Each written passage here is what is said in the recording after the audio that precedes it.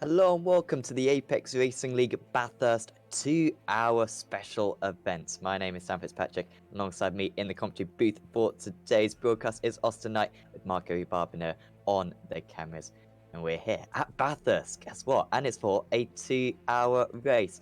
GT3 and Porsche Cup cars, the perfect preparation for next week's 12 hours of Bathurst. Austin, brilliant that this 12 hours Bathurst is coming up very soon. It's one of the best races of the season, undeniably. And this 2-hour race, just to see this combination of cars around this track, we couldn't possibly resist. Yeah, 12-hour Bathurst is a always classic event to watch and take part in here on iRacing, and qualifying last night was certainly fun. Uh, and speaking of qualifying's going on right now, but we like to put our own little spin on things as always here at Apex Racing TV. So instead of the 12 hours of Bathurst, it's the 2 hours of Bathurst because some of us have stuff to do on Saturdays. Absolutely. 12 hours is tough. 2 hours, a little bit easier. However, remember, solo drivers for this race is still going to be a pretty good test for these guys. We expect one pit stop out there. So it's going to be very similar to the type of stints that the drivers are going to be doing in the proper thing. Hence the length. It all makes sense now. Drivers are currently setting their qualifying time, 7 minutes to go in qualifying. They got 4 laps that they can put in, and we're currently watching Kevin Kittelman trying to improve at the moment. No one setting a time just yet. But, I mean, yeah, this Bathurst circuit, one faster pair, thankfully, Austin, for today. But we have got a lot of cars out here, so we've got about 40 GT3 guys. I think those faster pairs are going to be in ready usage. Yeah, I think one faster pair is 22 little, but that's going off of my testing because I have a successful 2 clean laps around here out of about 50 attempts. Just seriously, why I'm in the commentary box and not out on track. Exactly. I mean, it's unclear how many guys will crash in the opening stages. Hopefully we don't see any pileups. And if anyone watched our version of this last year, which was another 90-minute race, in fact, around here, I accidentally set it to the dark. I think we set it to 10 o'clock in the evening for the race start, so the whole thing was very dark. And of course, this track does not have side lighting, so it was not very easy. Hopefully that will not happen. It literally could. We will find out in a few minutes' time. So Kobe Clays will be one of the first drivers to cross the line. It was Bibby crossing the line as well, but still no lap times being set. It just shows how long this lap is. Over 2 minutes for both classes. About 6 seconds or so between the pace of the two classes. And David Van Breken, in fact, is the first driver across the line. With a 2-minute 5, however, Steam Dwarf immediately faster than that. The qualifying session is very warm. We've got a track of 48 degrees Celsius. It will cool down for the race. However, these conditions are mega tough, and this is about 20 or about 15 degrees hotter than it was in practice. So it's almost as though they've gone out on a completely different layout all of a sudden. Yeah, hot temperatures here in Australia, it's going to make cars very slippery. And as we saw in the real life qualifying, times are pretty high. But as soon as I said that, I just looked at Marco Jungton and Wyatt Gooden's time, and they're already in the 202s. Yeah, that's quite some effort, it must be said. I mean, if we had cooler conditions, maybe even in the race, we could see the 2-minute mark being broken by these guys. It's a possibility. Certainly not in these Porsche cars, though. I mean, probably about 2-minute 8, you imagine, in this qualifying session. Currently 2-minute 10, the fastest Porsche time. 30 drivers already putting their laps in. I think we've got 50 drivers out there today, 10 Porsches. And this is always a tricky multi-class situation as well, I'd say, Austin. The Porsches around this track are pretty handy, especially in the areas where you can overtake around this part of the circuit at the top of the mountain. It's not so simple to overtake, and the GT3s can't really use that extra grip, but down the straight, the Porsches are absolute lightning bolts. They're faster than the GT3s, so unless you've got a big pace advantage, it can become quite awkward to overtake. Yeah, you don't really want to have a overtaking opportunity when you don't really want to try to lap anyone as you're between cutting and forced elbow, or those 12 turns up there on the mountain. Coming down Conrad Strait is going to be very interesting with the amount of back traffic that the GT3 is going to have to try to get around the Porsche Cups. But you did say the Porsche Cups are a bit faster down the straight, so chaos should ensue, which is not good and good at the same time. Yeah, absolutely. It's a good way of putting it, to be fair, because we want to see some action out there undoubtedly. We want to see some controversy. We also want to see some good racing. Ryan Weinfeld, currently in 5th place in that class. Noel Lundberg on pole position by a handy margin, about 3/4 of a second. Mario Jukic currently pole position in the GT3s, but it is ever so close with Wyatt Gooden. Mark Fletcher, Tom McMahon up there, Lewis Bibby, plenty of drivers that we've become very familiar with over the year or so that Apex Racing League has kind of re-emerged. Josh Thompson also out here. Well, we've seen him in many A series, the World GT Championship. I think he's also taken parts in a few BSRTC and ARLTC rounds, and has yet to set a qualifying time. However, he was pretty handy in practice, and we'll see if he can go to the top of the standings in his Audi.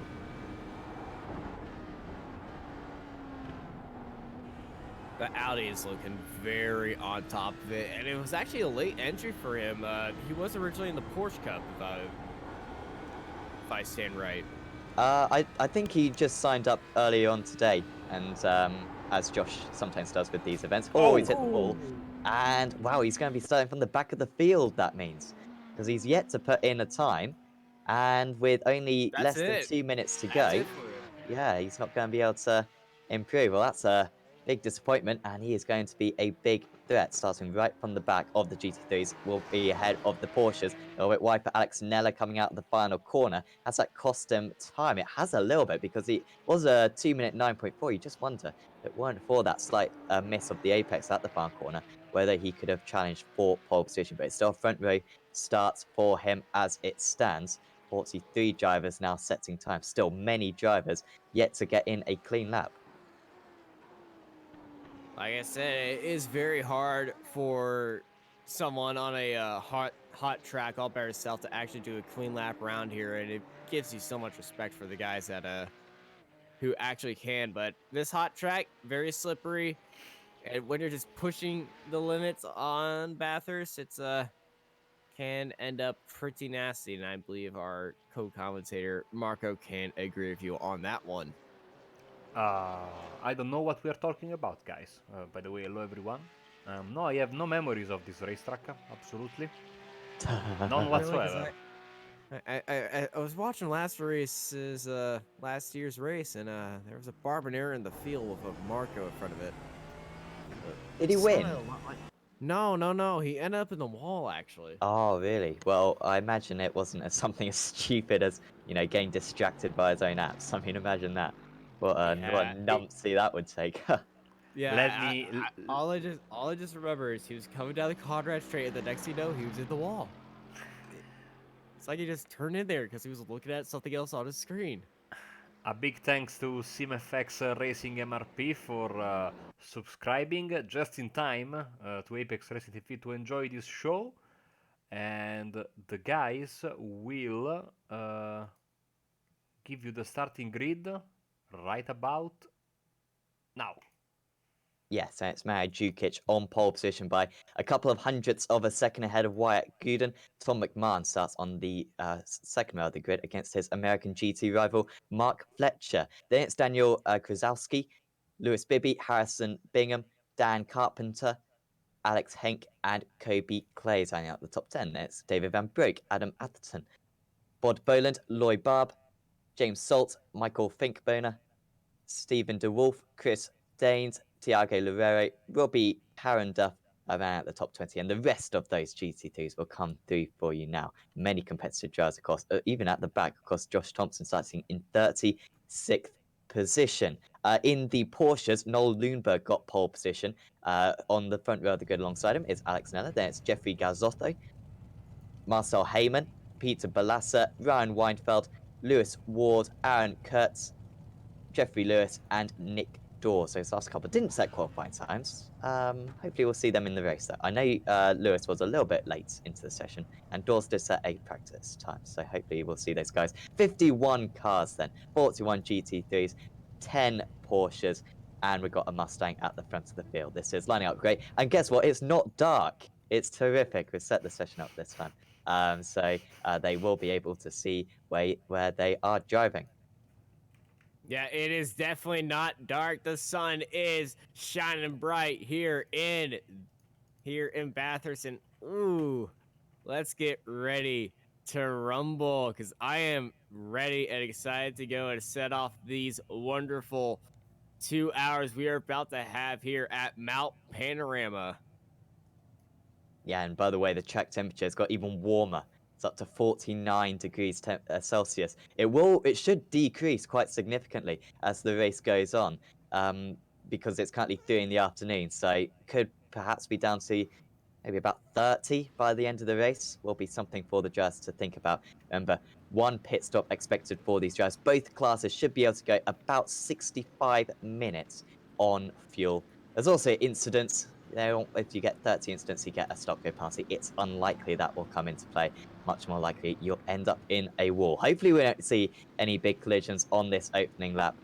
Hopefully we get 2 hours of superb racing. Some great preparation for these drivers. The Mustang pace car then is about to pull into the pits. And we are about to get underway. When will Mario Jukic get his foot down on the throttle? He executes the final corner. He hesitates. Now he goes almost running off his rival at the start of the race, Wyatt Gooden. However, Gooden trying to still pressurize him in his BMW. Will try to get the cutback going into turn 1. Just has to slot in behind. Almost making contact was Mark Fletcher, I believe, as a driver nearly loses the car as well, just on the inside of the circuit. That may have been Lewis Bibby as they head up the hill for the first time in the Porsche class. Good gap being left. Oh, we've already got a spin around. Jonathan Kearns from 2nd place. Sorry, Alex Neller. Apologies. Yeah, Kearns is in the pit lane as we return back into Griffin's Bennett, heading up into the cutting. Jukic and Gooden, followed up by Mark Fletcher, your top 3 as they're coming up into the cutting. Down to the Porsches, already 1 accident away. As caution in the cutting. No actual cautions out on track. These are going to be local cautions, and that's going to be very tricky to keep that car there. Thankfully, he does despawn that car. Back up front as we drop down into the skyline. Yeah, that was smart, definitely, because with the Porsches coming... Oh, we've got another car in the wall as well. Few drivers making mistakes. Philip McGoogle in that one. He's not had a particularly good start. It's still Lundberg, by the way, leading the way out of the Porsches ahead of Garzotto, who's actually pretty close to him at the moment. Those two quite close, and then Marcel Heyman also close behind. Here's the battle for the lead. Gooden gaining big time, actually, down this straight, particularly seeing that he's in a BMW. That's a nice straight line speed against the Mercedes just ahead. He'll glance to the inside, nowhere near close enough to go for a move into the chase on this opening lap. But thankfully, no major pile-ups, which is certainly something that could happen later on. Carpenter and Bibby have had an issue on the outskirts of the top 10. They may have got back going again. There they are. But this has been an awful first lap for Lewis Bibby, who's had to come into the pits. Yeah, they went off into the chase. Looks like something happened onto the exit of that corner. Yeah, must have just been a little bit of side-by-side contact, I imagine. Maybe a couple of them spinning round. Oh, he's gone wide, and Bibby's very hot on the scene. Didn't have time to react. And that's a shame that he's had to already come into the pits for some repairs. Thought he would be able to get away with that one. And he'll use his fast repair. Will take an extra pit stop, though, in this race. And he'll have to also pass the Porsches as well for position. Now, this is where we were a little bit concerned with the class interaction. The Porsches are pretty handy around this circuit. Lundberg, I think, is already going to be able to get past one of these Ferraris at the start of this race. Yeah, start of the GT3 race is absolutely insane. We saw 1 car already getting loose coming into Hell's Corner, and oh my goodness, it's a parking lot. I think Finkboner was involved in that one. I saw a few drivers dropping down the order. Kittelman as well, perhaps involved. Get a replay of this coming out of Griffin's Bend. Oh, it's just...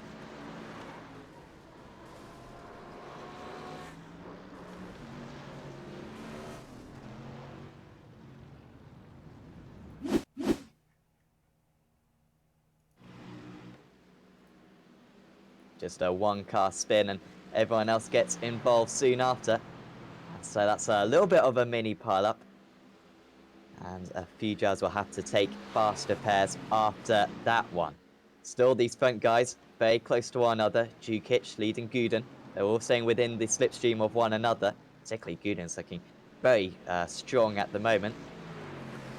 Also, Krasowski trying to get past McMahon just in the background there. McMahon having to play his car in the middle circuit. Here comes Krasowski. Can he get the car stopped? He just backed out of that one. So narrow going into that corner. The curb on the inside so tall. Can't possibly cut the corner. McMahon survives. Yeah, you don't want to cut the corner too much here. We've seen on how much that hurt emphasis on the GT Porsche Cup start. They got very crazy with each other. Speaking of the Porsches. Oh, there's Bibby going down the inside. Is there going to be contact? That was very bold from Lewis Bibby. And he's just about got away with it. I thought he was going to make contact with, or maybe he did make contact with Heyman. He's going pretty slowly. All of a sudden, was running in third place, still running in third place. But all of a sudden, very under pressure from Balassa. Yeah, he's not going to be happy about that. These Porsche Cup cars are definitely going to be a pain in some GT3s behind. As you can see them start weaving their way down the straight and try to get through these. Oh, in the background at Hell's Corner, the boosted Porsche car is in the wall. So Alex Nello again. Who was involved in a crash before the race even started. Oh dear, now we've got a car on its roof. It's Thiago Loureiro. He has quit to the pits, thankfully. That was a multi-car incident. We got another incident. Oh my goodness, another Mercedes is out on its roof. Coming out of Forest Elbow. That is Bingham. Chaos here in Bathurst. Yeah, Bingham on his roof already, going through Forest Elbow, then got put back on his roof, I think by one of the Evo SR drivers. So the GT3 is whittling down at the moment. Not too many without big scratches at the moment. There's so many things that happen in these first 6 minutes that there's so many replays and we need to queue up right now. And the boys in the replay booth are scrambling to find out, just to queue up these replays first and get ready. Well, here's that Forest Elbow incident. And oh my goodness, that was one of the Mercari cars getting to the side of the BMW, which sent him corkscrewing end over end.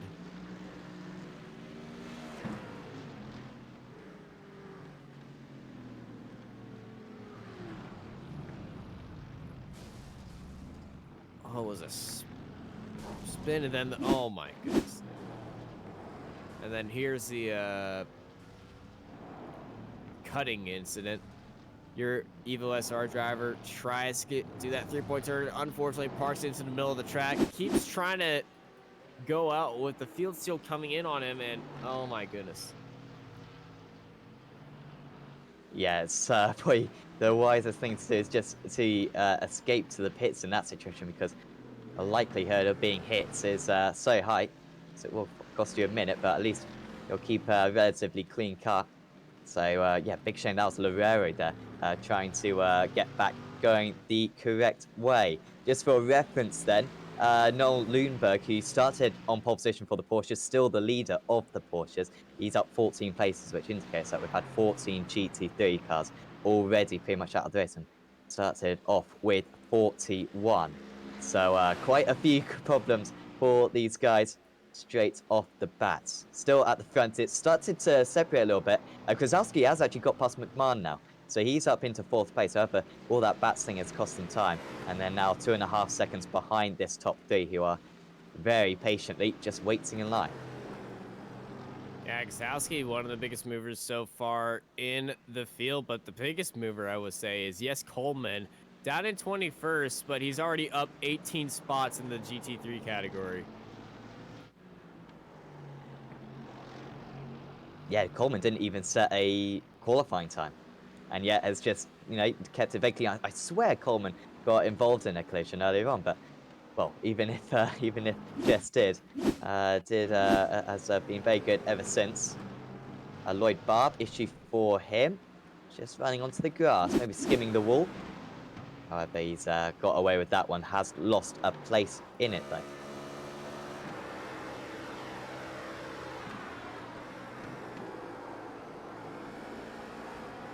A little bit of a slide from Daniels. So that's Barbie on his back end. That's Danes, I'm sorry.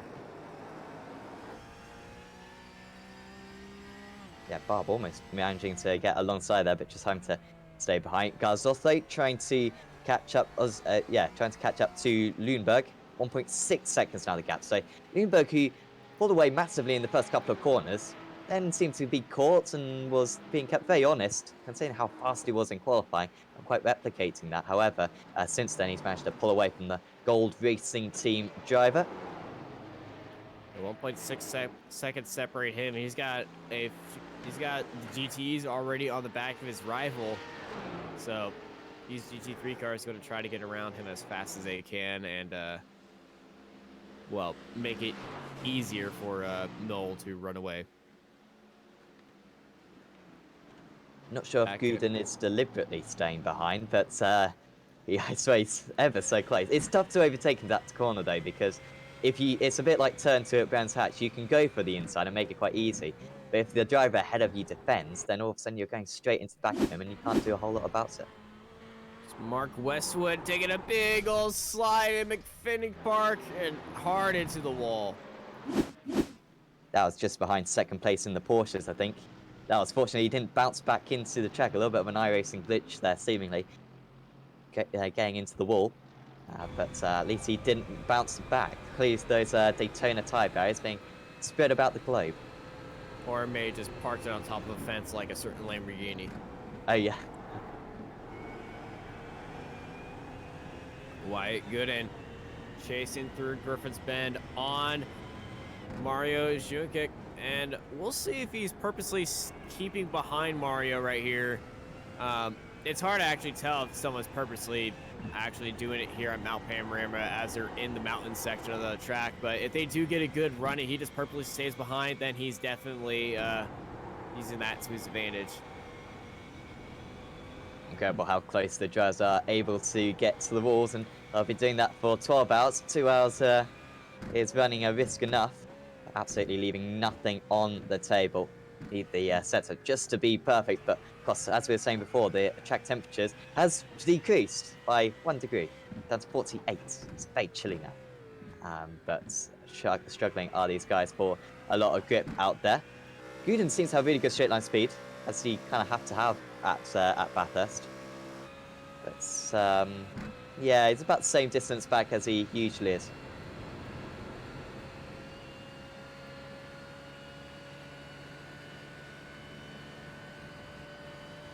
BMW notoriously good on its brakes, but I think you'd need to be very brave to go for a move from that far back. Boland's got a little bit of a queue for him behind him. He's got Kobe Clays and James Salt, Chris Staines and Lloyd Barb just sitting behind. A little bit of damage on Boland's car as well. Yeah, Boland got into contact with that sideways car at Forest Elbow, and he unfortunately hit him and sent that car corkscrewing and careening through the air.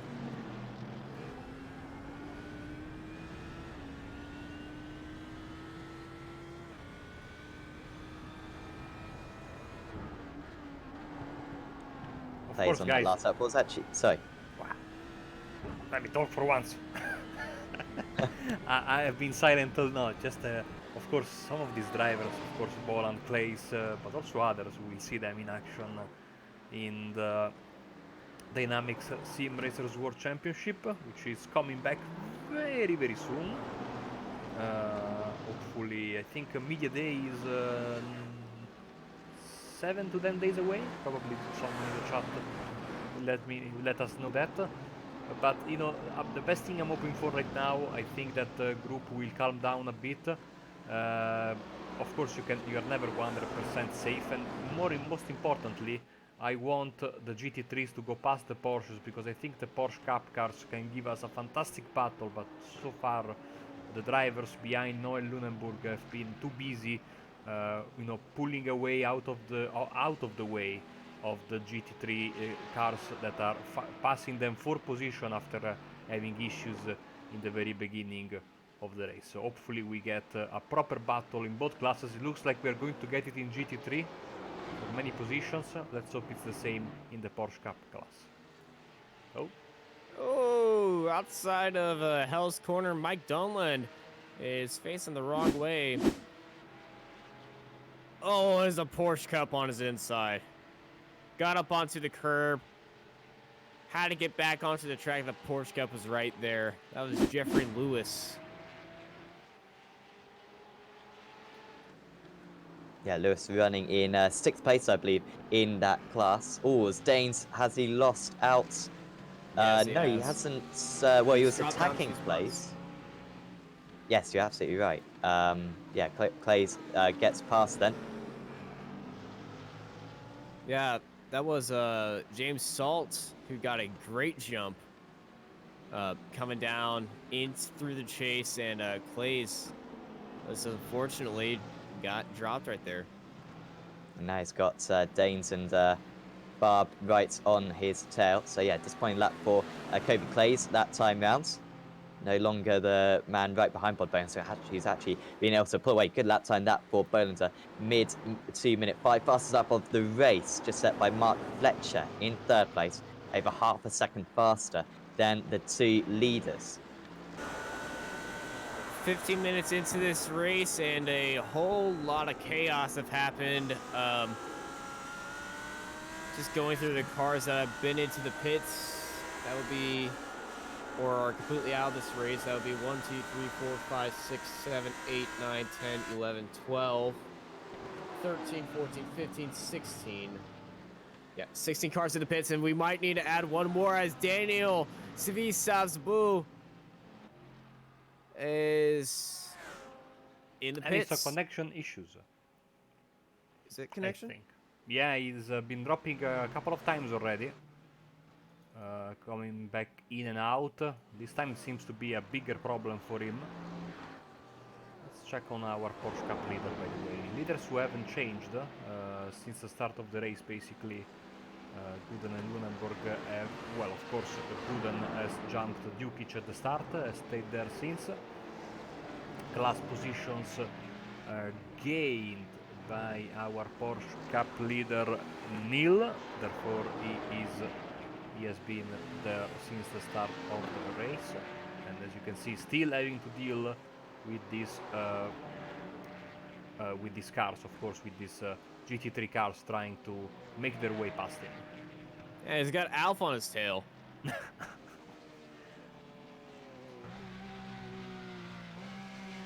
Don't know who Alf is, a true American hero. Is he still a thing? Oh! No. Oh, no! Oh. Alex Neller! Is it Mario Dukic is- who also crashed? Okay, I think it was 2 separate crashes. Let's go and see what happened to the pole sitter then. Mario Dukic here. Oh, that's a 3-car of Mark Fletcher on the back of Dukic. She went down onto the inside of Griffith's bed and just unfortunately tags him right there. We saw something very similar in the real-life Australian Racing Cars Championship. And here's Alex Neller. I believe this is just him getting into the wall, coming out of the cutting into corner. And as he comes up to right park, just slams the wall. Oh, 292. Oh, and he gets tagged. Collected. That was I think it was Heyman. Yeah, you could be absolutely Yeah, I right. think so. Although I think Nello, after a couple of spins, may have even been further down than that, so it could have been someone like Lewis or Weinfeld. So Fletcher, maybe did he get past Gooden then into Oh second man, place? big No, troubles for Fletcher our was in full-seater. third, and he just turned him around, and Mario is Crabbing. very upset and very damaged. Of course, faster pair for these guys, so that car will be as good as new Oh, imminently. Mario into the wall once more, coming out of Forrest's elbow. He's definitely not going to be happy with Mark Fletcher. Side by side, heading into the chase. Chris Danes defending on, doing the little switch up, but he's getting pushed out onto the curb, but he is. Oh, no! No, Oh, no! no! That is when defending for the corner goes too far. And you just turn yourself around because you, to quote Fernando Alonso, you always have to leave the space. And Well, Kobe did not leave the space right there. yeah, both on the same piece of tarmac it seems. So yeah, let's see what happened here. I don't know. I struggled to. Maybe Kobe came a little bit across. However, I mean, did he have to move across to the racing line? I think he may have been staying straight while Staines expected Kobe to move across to the racing line. And contact between the two of them. Here we are. Oh. Bit of netcode as well. I'm not sure. I think that's just a misunderstanding there of, yeah, It looks where. like one of them was trying to. That is just. You know, it's typical, I think, of course, when you get too close, iRacing tends to morph the two cars into one another. When you and I think you have to factor this, of course, as the two leaders are going past some lap Man. traffic with great risk. Look at Fletcher; he's taking no prisoners. Very aggressive driving for the War GT star, and he is looking very very good. Yeah, Fletcher's on the back of White. Gooden's probably had his heart in his throat when he saw that slow Ferrari coming out of Forrest's elbow as they come through the chase now. And it's the two BMWs out at front here at Bathurst. Not traditionally the best car around this track, I believe. Certainly at Daytona, I believe it was the Mercedes, which was totally dominant. Unfortunately, not using the BOP for this race to reflect the Bathurst 12 hours. However, not much of a difference. 20 kilos on a couple of cars and 15 on a couple more. So, Yeah, as at Bathurst, the Porsche finally got the first pole there.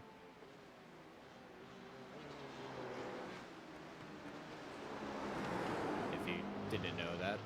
I mean, which of these GT3 cars are actually running in the real life this year? Are you aware? Mercedes. Audi. The I think also Audi. Ferrari should be there. Yes, there are some Ferraris in there. So leader's now coming up to the back of a Porsche car. That is Aaron Kurtz. Just slightly sliding down the inside. Oh, is it? Wow, that was good braking to be fair from Mark they're still Fletcher. side It by was going to side. be a brave move if he was going to go for it and then thought much better of it. Oh, Still, this is this back marker Ferrari getting slightly in the way of these other guys. However, you know, they're running their own race and just on this mountain, it is so tricky to overtake. Often have to wait till the next straight, but such is the pace difference. Cannot lose any time.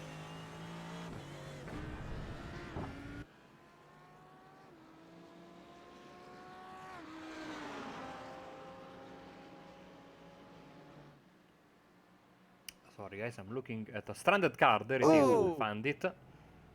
Ethan Bass for Brit Tech Motorsports. I think he was having quite a clean race for us, Bass, up in the top 20. Well, he already had damage, so I think you're wrong about that. Yeah, actually, he didn't cause too much damage with that. He'll get back going. As this is Peter Balassa, big old slide and a light tap into the wall at at the cutting. This race has just been chaos, and we aren't even in. We aren't even 1/4 of this way through. Yeah, exactly. Yeah, got about 10 drivers stranded in the pits. No, not that many actually. 6 currently out of the race, and then a few more laps down currently. James Stoltz, Yeah. haven't seen too much of him. He's 8th place. He's had a relatively dull race compared to everyone else. Josh Poe in Lap a bit for of a battle with 13. Kobe Clays, who's had a couple of issues. Clays, I assume, just getting past those guys. Remarkably clean car, seeing that he went off just before the final corner a few laps ago. Powell with a lot more damage on his machine. It's got Jacko Boschov right behind him. Good start for, well, kind of good start for these two. Up 8 places, but they've clearly had issues, judging by the shape of their bonnets. Yeah, these Mercedes are kind of built like tanks, but you really don't want to have that unicorn style of a hood here where your sight is very important, especially when you need to avoid a few stopped cars. We've seen this happen before whenever we come to Bathurst in any series we have, especially Skippies. Kind of turns into a parking lot sometimes. Yeah, and hopefully the proper 12 hours isn't quite like this. But always runs the risk. I'm sure that the amount of splits we're going to have, there's going to be a couple of races where there are this amount of collisions, and of course no faster pair for that either. But you'd expect 2 hours compared to 12 hours. Or be a little bit more relaxed when it comes to that one. It Then, certainly has not been relaxed at all. no, There are a few drivers that are very bad that got taken out of lap 1. Kozlowski 4 seconds behind Fletcher then, lapping a little bit faster on that last lap. Fletcher having a poor lap, but that must have just been behind the traffic. I imagine you can see the distance now between the top 2 drivers. Everyone's separating out quite a bit. We've still got the race leader Noel Lundberg out there now, 11 seconds ahead of Jeffrey Garzotto, who has actually been able to match Noel quite significantly for the majority of this race, but still hasn't quite got through the traffic as Streamline, and he sits, yeah, over 10 seconds behind in 2nd place. Yeah, the real lead in the Porsche Cup cars is pretty much gained from GT3 traffic, and I bet.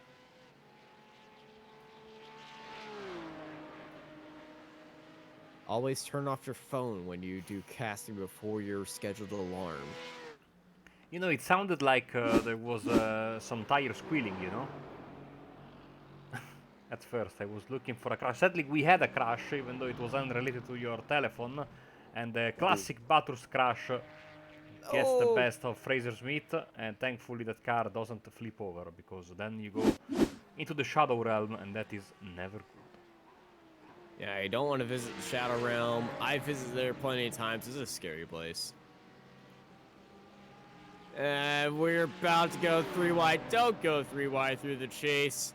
So they're just gonna go nose to gearbox right here and just barely edge it out. Oh no! Another driver getting hooked into the wall then, Ryan Oliver, was it? Oh, it was just a tap, wasn't it? From behind. And straight into the wall. The car was the 5th placed car in GT3 that collected him, Alex Heinke, for Full Send Racing. And that car got stuck in the wall there. Maybe a little bit more patience should have been necessary there. There's this thing called a throttle pedal. You can put different amounts of pressure on it, and it will adjust the amount of throttle you're putting in. There's this thing called lifting off.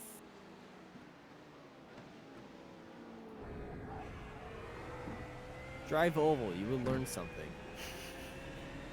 Yeah, you know, despite what people say, it's going to teach you a lot of things.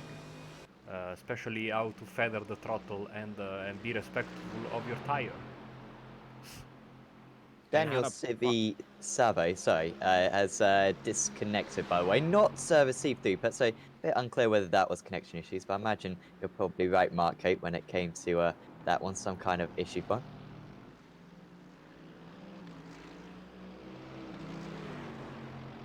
Yeah, he was having some technical issues, as Marco pointed out, so that was probably just a technical disconnect to keep away from the chaos that we're seeing here on track.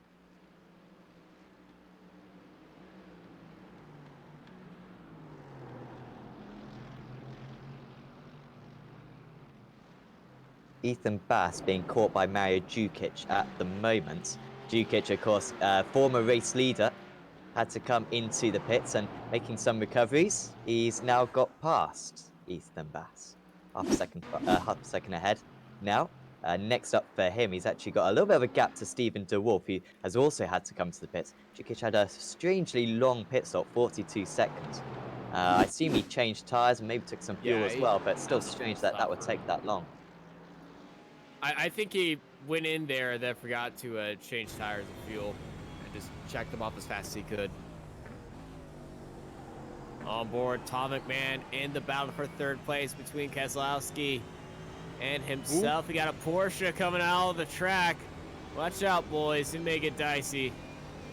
Keselowski? Heyman, I think. Oh, no. I have heard that McMahon is in a fight with Keselowski. Do we have a special guest? Oh.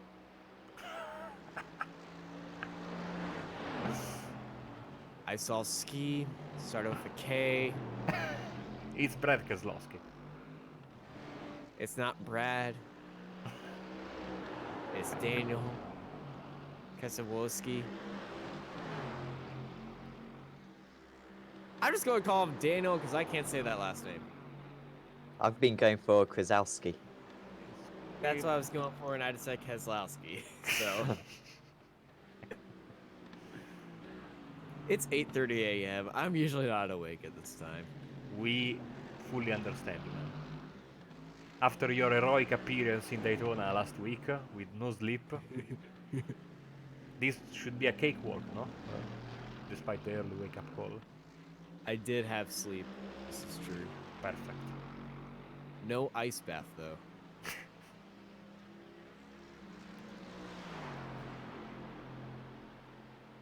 "30 minutes into this race, and the gaps are starting to form out at the lead. It is Wyatt Gooden out up front, ahead of Mark Fletcher and Daniel Kozlowski, ahead of Tom McMahon, which is the battle we're watching right now. The Porsche Cup cars, Noah Lumberg, ahead of Jeffrey Garazotto and Jeffrey Lewis. Your top three in that class. James Salt being caught by Adam Atherton. I think those two are teammates, actually. And then, of course, Van Broek ahead of Boland. But this is pretty close as well.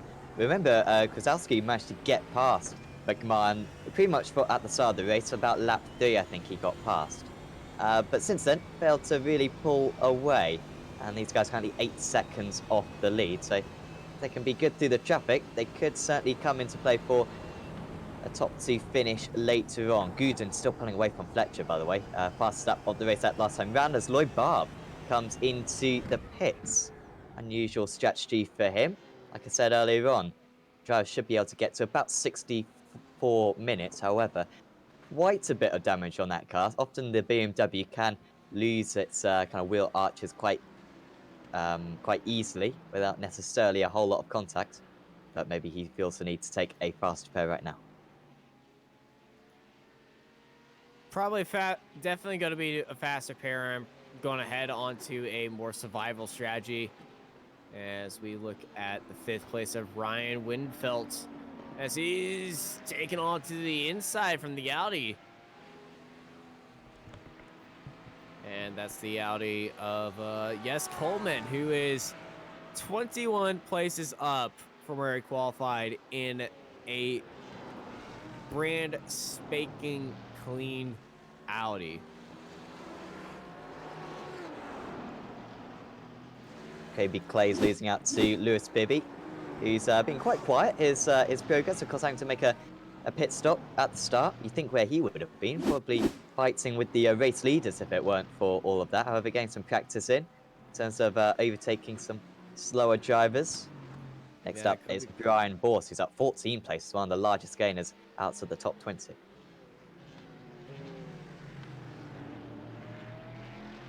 We got that Porsche ahead of him. It's going to cause a little bit of chaos. That Porsche's faster. Here come Kozlowski and McMahon going down to the inside, side by side, heading into Hell Corner. Looks like Tom and Man wanted to try something a bit different, but he has that front end damage on that Mercedes.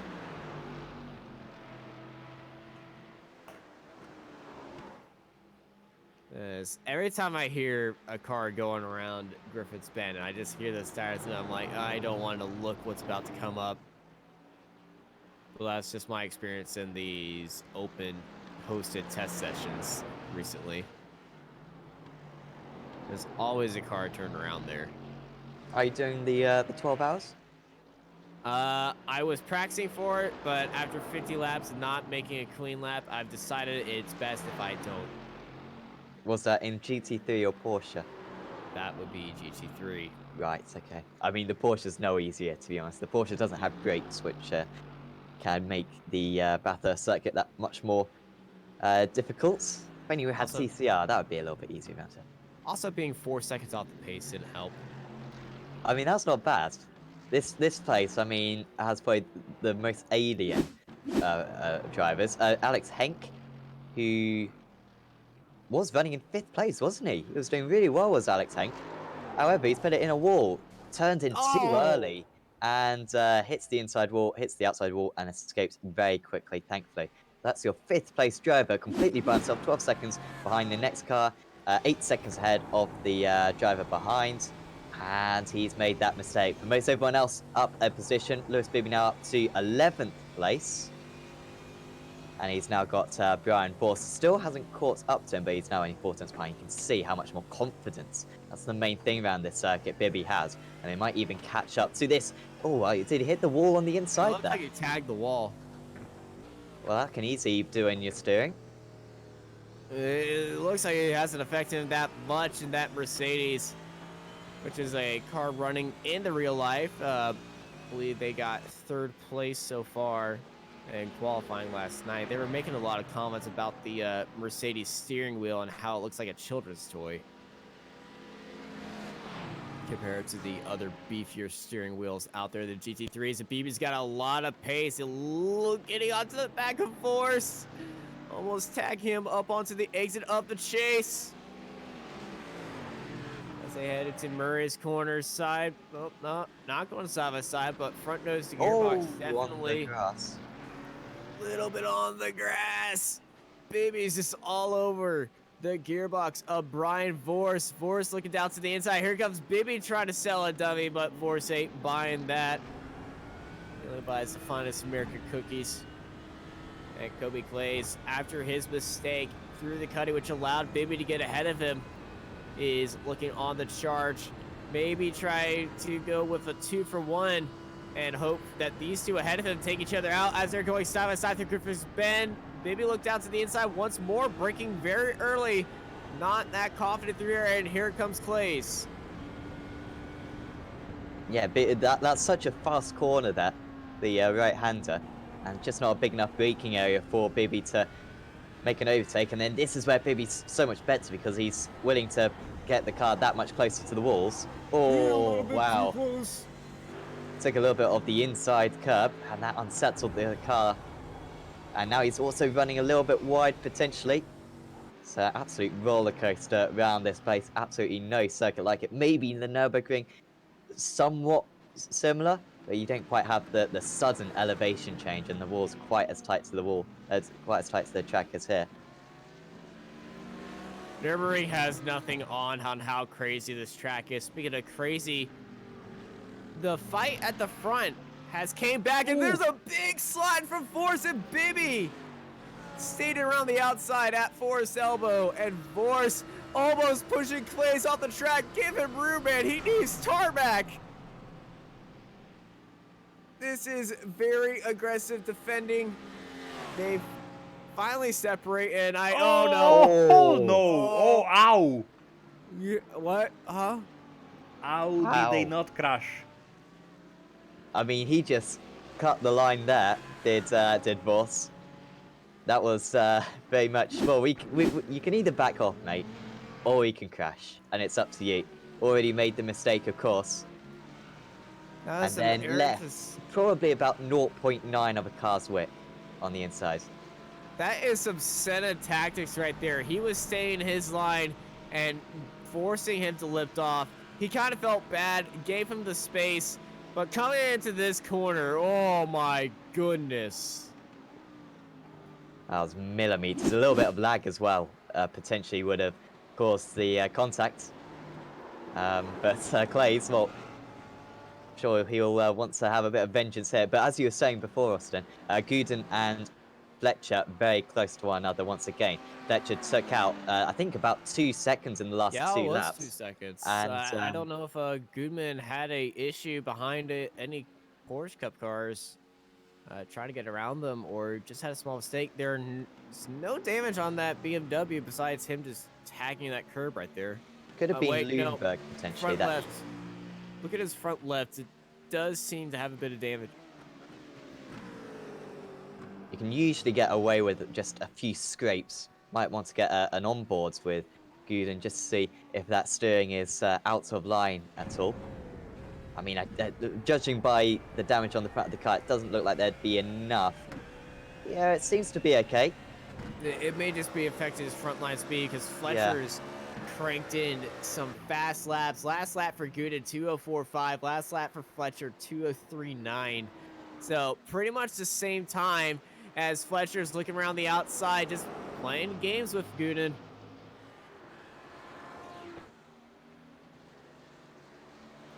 But we've seen on how nasty the cutting can be.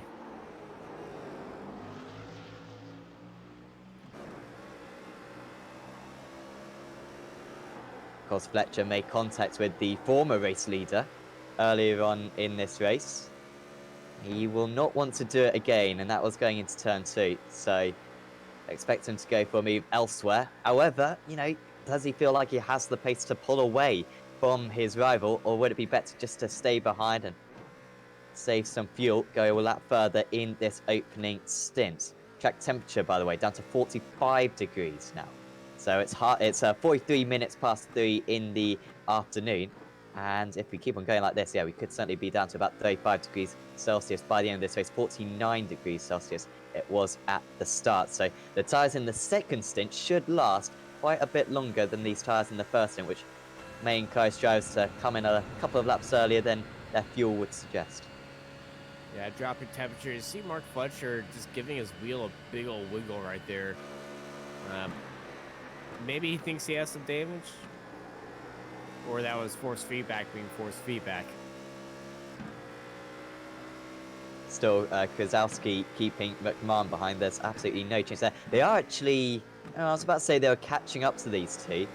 About maintaining still. Gap between first and fourth, 7 seconds. I think it was about 8 seconds a couple of laps ago, but Gooden and Fletcher still saying some good times. Only about 6 tenths slower than they were earlier on in the race. It's like Fletcher got into the back of Gooden. That was Fink Oh, Boner. wait, that was yeah. Which, who they just made a little bit of contact with, gets right to the inside. That's good defensive driving from Gooden. However, from terrific overdrive from Fletcher, who gets his nose ahead into turn 2. I don't think there's a whole lot he can do from that position, although there is a decent amount of grip on the outside of the track, and he has to back out of it. But that was as close as Fletcher's got. There was a big old wiggle from Gooden right there as he had that inside line. I thought that could have ended very nasty because they were side by side, and Marco and I have seen what happens when a car on the inside just gets a bit of a wiggle. Ooh, what's that contact again? Sorry, I thought Fletcher had hit the wall. Apologies. He may have hit a curb. Yeah, I just saw something pop up on the bonnet, but then it seemed to disappear again. So we're kind of using the US servers, just because, in case there's any Australians. Oh, Stephen DeWolf. Oh no, he was actually doing quite well with DeWolf. He was in 10th place. How can he see out of that hood? Well, that's a car going off. And Steven goes off, giving him the room. That hood's definitely not paying him any favors. Yeah, I'm sure he will pit as soon as the pit window is open at about 55 minutes. No! Oh. Slow out again. Oh. And we have liftoff. That was Garzotto, second in class in the Porsche.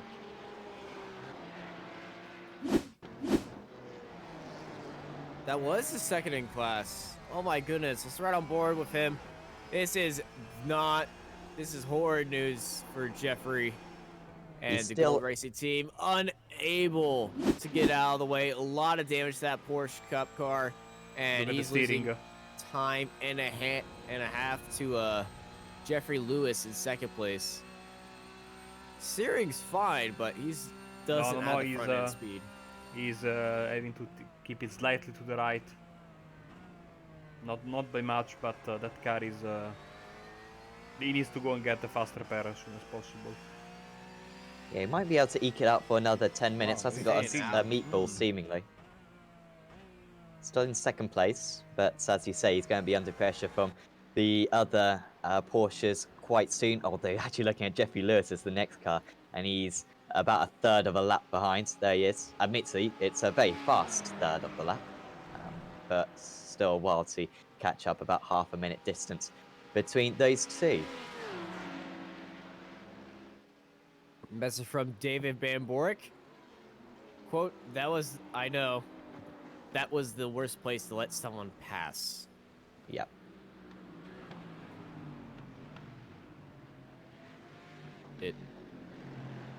Anywhere in between cutting and Forest Elbow is the worst place to let somebody pass. You can maybe get it. You can maybe let it pass around McFillin Park and in between Skyline, but that's if you generously take a course cutting penalty. But it's just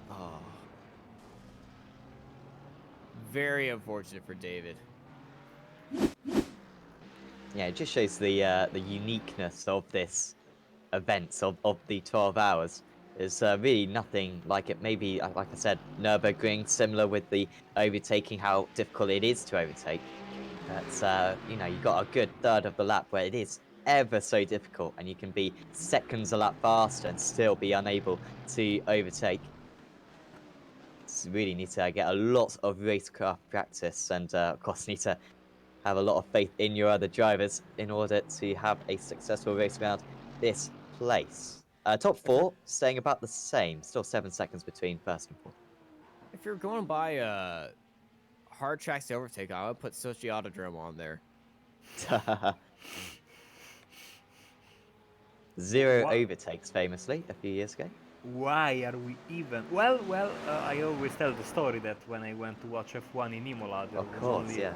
one overtake after lap one, and it was on track, and it was a team order to let Villeneuve past Olivier Panis in and what was then VAR. So yeah. Yeah, Imila's up there as well, but in GT cars, it's all right. Imagine having Sochi on this game. Sim. Sorry if I've... Service. There you go. I mean, what does that mean? Come on. You can I have a no idea, service man. of- I know. Paper Chief, though. That's a service. Man. I don't know what this is, but basically we're never going to get Sochi, and quite thankful for it. Of course, it always, sorry that we're going on a tangent here, but it always mind boggles me how they hosted the Winter Olympics in Russia in the place which is so nearly not in Russia. Literally, Sochi is basically in Georgia. But It's on the border. It's on the border, yeah. I know, you got the entirety of Russia, the biggest country in the world, and you put it on the border. Anyway, Grand Toba. One of the borders. One of the borders, there are quite a few. Borders Finland and North Korea, Russia. Little fact. That is very true. Yes.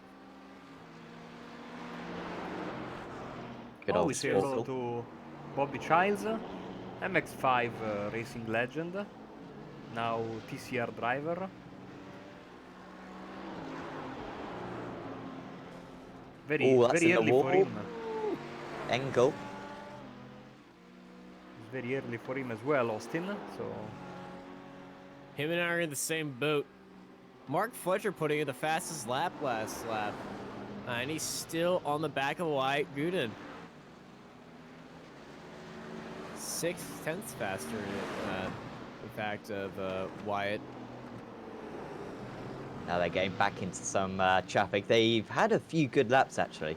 Last 6 laps or so, I think it's calmed down a bit. I'm just looking to see what's ahead. Of course, you can, look at the SDK Gaming live timing.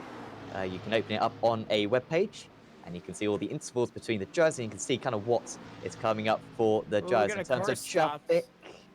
That was Toby Clays.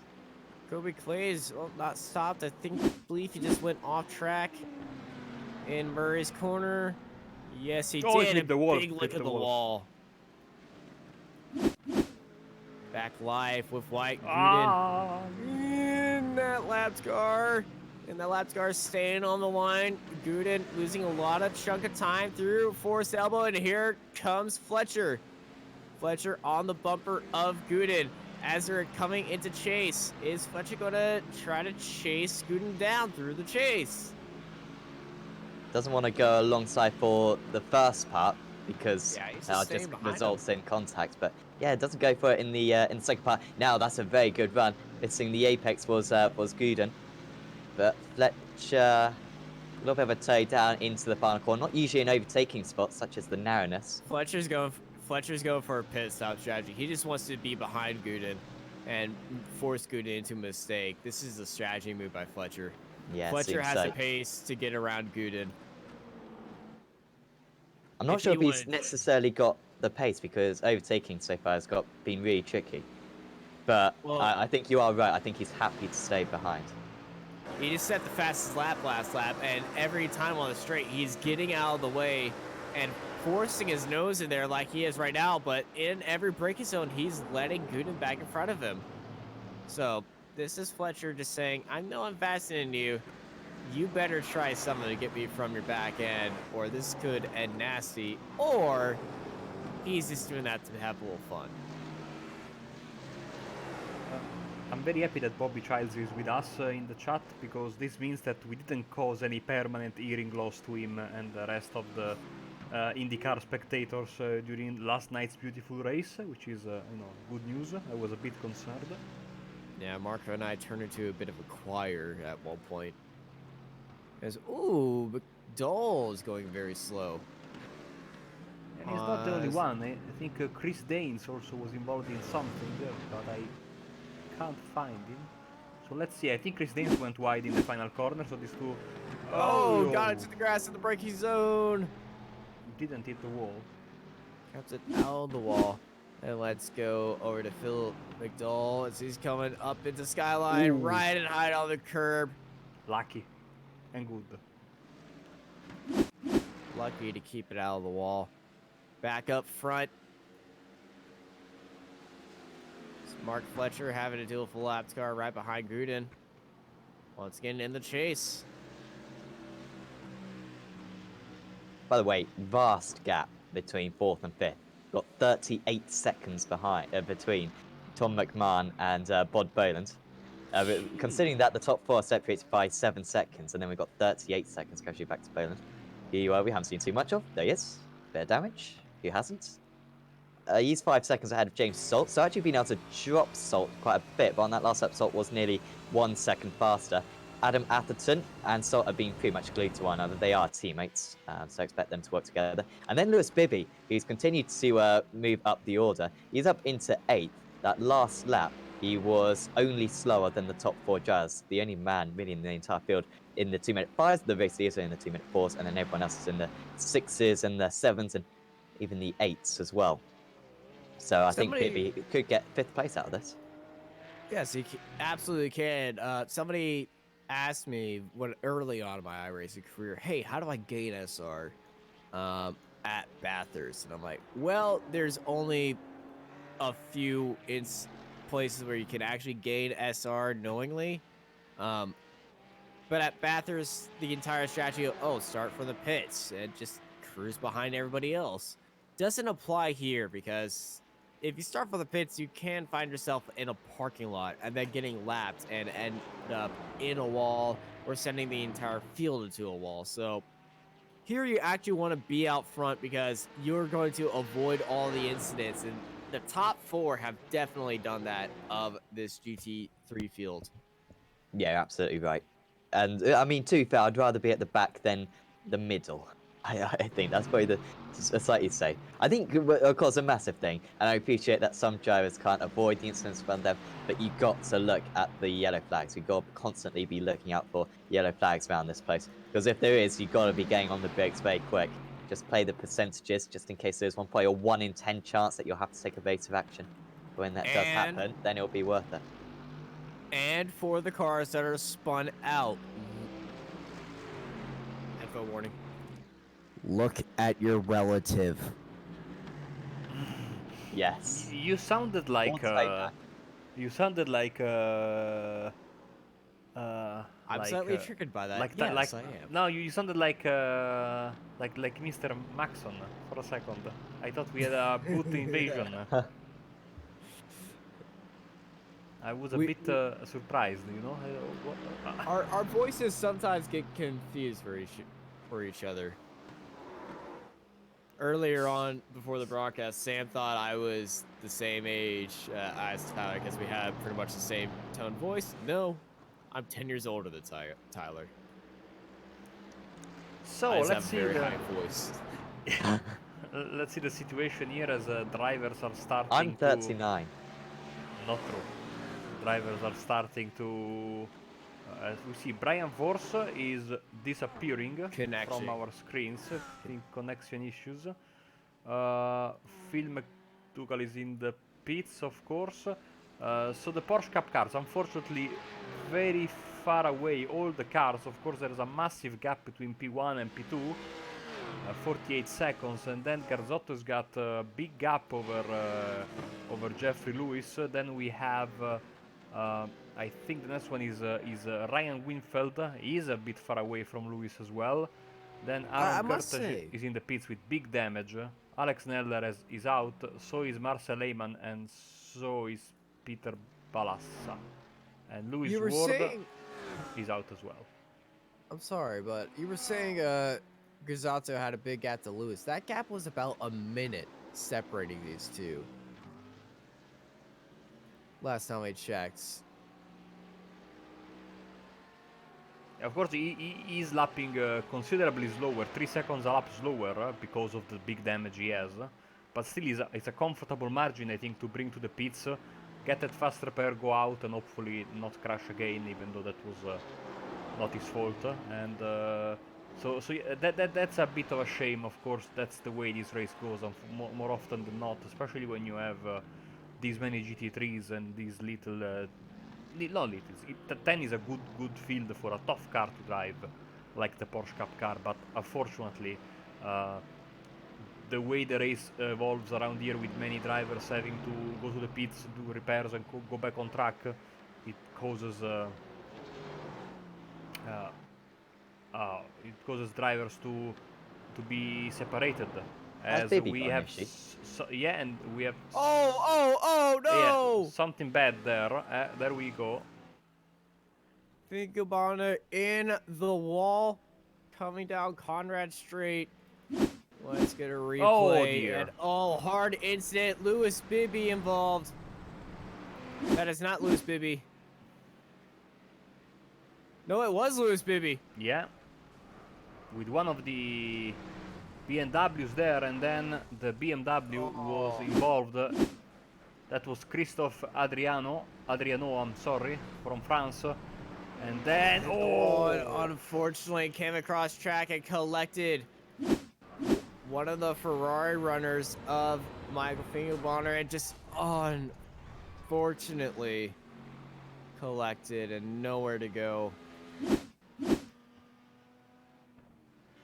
Mike Doland coming down the S's in the dipper, and there's a car on the wall. Yeah, there was a car in the wall. He joins the wall club. Don't know who that was. I think it was one of the Oh dear. Oh, This is live, no! by the way, and that is Wait, that was 4th place! That Krzyzewski, was yes. Oh Krzyzewski! dear. This is huge news, Krzyzewski, and Oh. yeah, Mm. yeah, I was definitely seeing that happening. Well, if he can get back to, well, yeah, he can get into the pits and go to the end of the race. Why did he He's come into the no, pits? he went to the pits and then he came back out. Yeah. I think he wanted to avoid a incident with him again in the pit lane. So So we are taking this from a bit behind, but I want to see what happened there. Of course, there's the mistake there from Dolan, who has been, I think, he was parked there because of the spin he had just a few seconds ago. And then something must have happened because there's a big gap between them. Maybe the Audi here is lifting or has too much damage because he closes the gap in a hurry. And then maybe an over-optimistic move on the brakes there. oh, he's just moved into his braking line. Yeah, he just comes across, doesn't he? Yeah, there's no fault on the Audi right there. Yeah, I agree with you, Austin. Sure, Daniel has a different perspective on that, but that is just very unfortunate. So I think Krzyzewski did an entire extra lap.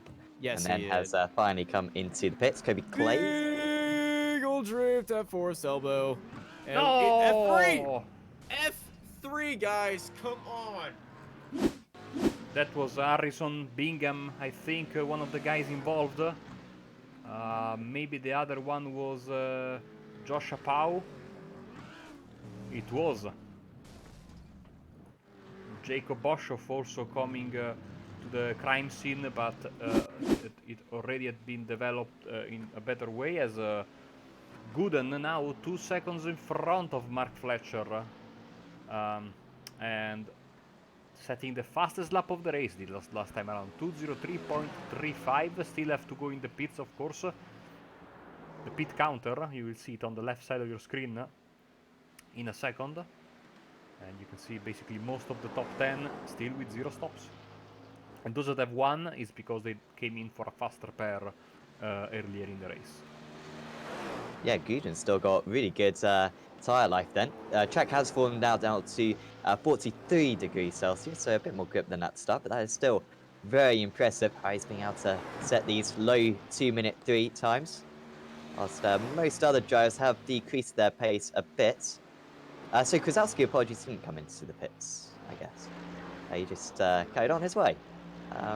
14 seconds currently behind Tom McMahon. He's good news is he's got 32 seconds on Bod Boland still, so not everything too bad for him at the moment.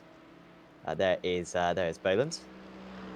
He's only 2.5 seconds ahead of James Salt, so Salt halving that gap in the last 5 laps or so, and Atherton is coming with him. Harrison Bingham now up into 8th place, down 1 place from his start, but had to take a faster pair right at the start of this race.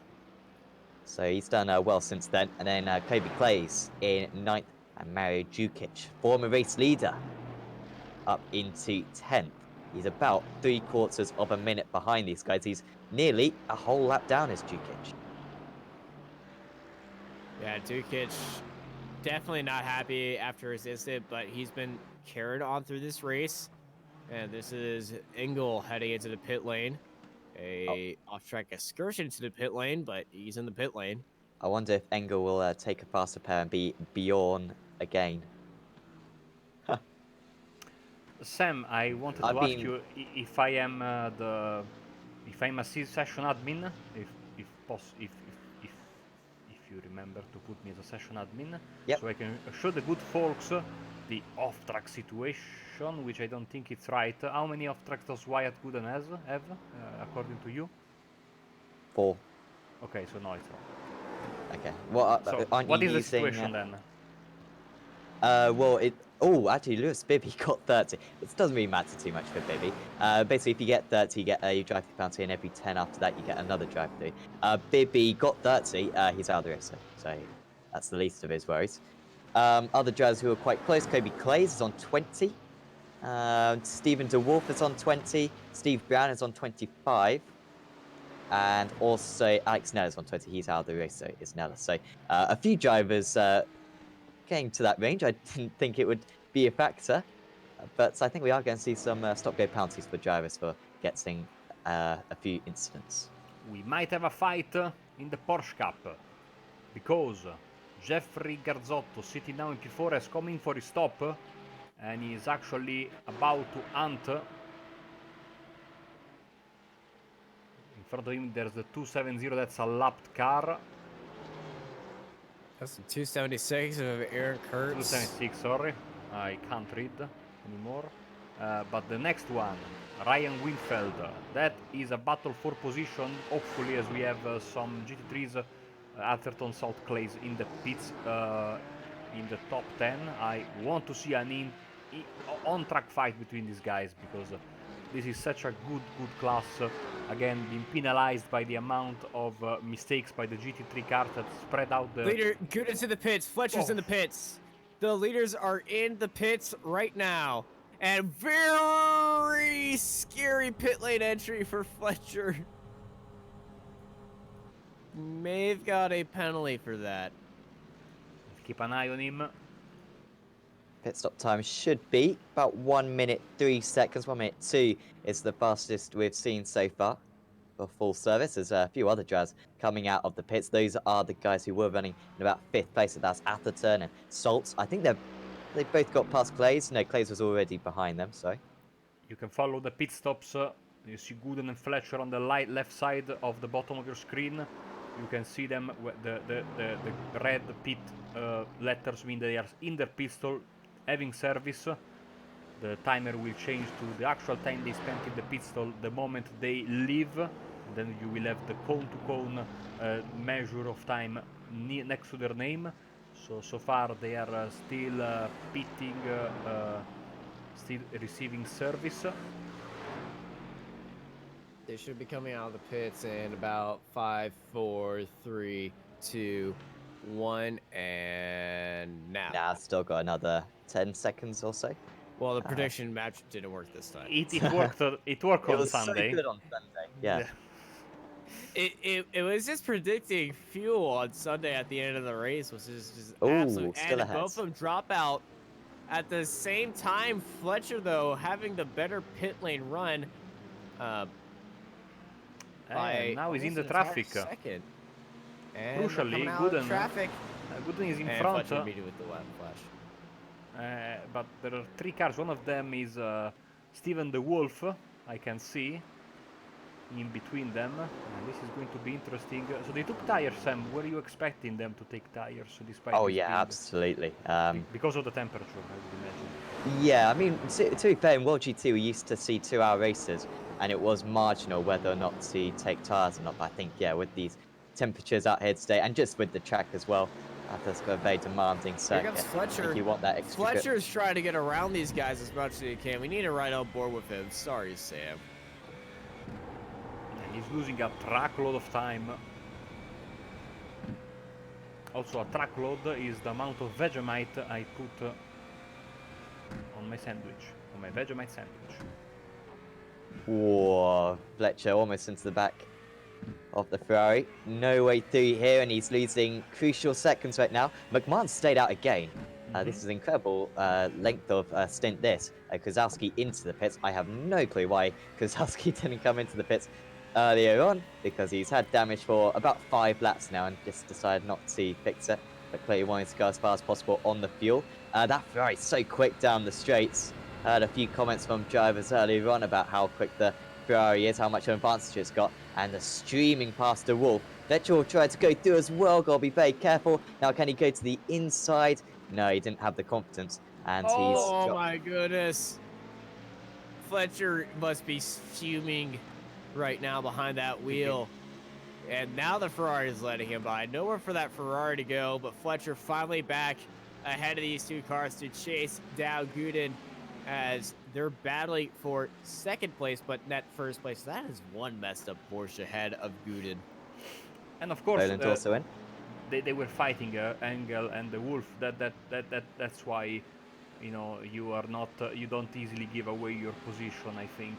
So Gooden now is enjoying, I think, around 3 seconds over Fletcher. So good exit from the pit stops as Krzyzewski is coming out.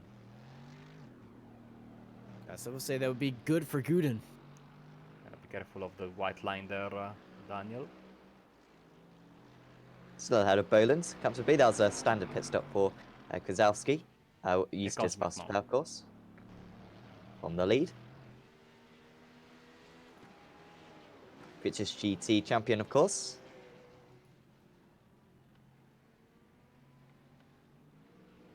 This would have to be about a 50... Oh, that's a bit weird. I think trying to find his pit stall. Yeah, this would have to be about a 55-second pit stop. About 10 seconds faster than everyone else's. He's taking a pit stop so far. Any sign of him taking a faster pay? Yes, it seemed like he has done. Thought he may save it, seeing that that car was already in quite good nick. Taking the fuel, then you will see the car be jacked up. You know, Tom could steal the lead with this.